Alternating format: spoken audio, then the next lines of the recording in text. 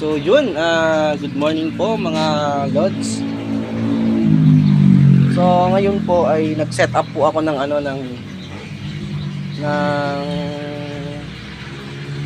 ng filter para sa ating hito.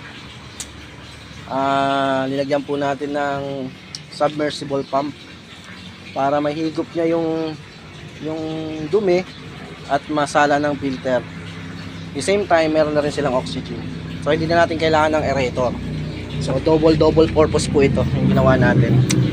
So sa ganitong paraan nakakatipid po tayo mga lods. Tingnan po natin yung ating hito. Ayan po. Ito po siya.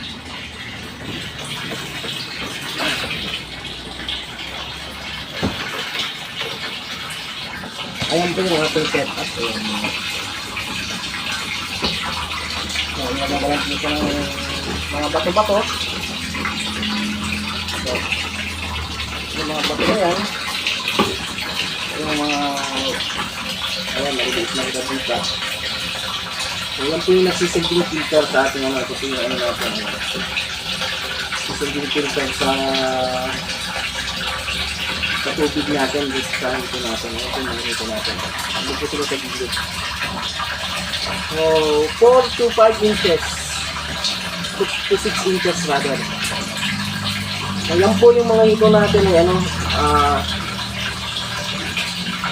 ang tubig po niya ay kailangan lang po 1 hanggang 2 dangkal. Okay, so hindi po siya matakaw sa tubig, so kaya po natin siyang alagaan. Yan po, 4 days kahapon, 5 days na po ngayon yung ating hito. So ayan, medyo lumalaki na po sila. Ayan mga lods. So, mga ilang days pa, 3 to 5 months pwede na tayo mag-harvest dito. So yun mga lods, mas maganda kasi pag bumili ka ng fingerlings, yung talaga yung yan, mga 4 to 6 inches na, para yung mortality niya ay mas matibay yung survival niya, mas mabubuhay natin sila kaysa dun sa mga 1 inches pa lang, mga 2 inches pa lang. So mahirap pa yun, delikado pa yun, marami pang mamamatay dun. So unlike sa katulad nito, pag marami na po siya, pag medyo malalaki na po siya, so medyo stable na po yung health ng hito o yung survival niya, kaya mabubuhay na po sila. So linagyan ko po siya talaga yan kasi wala silang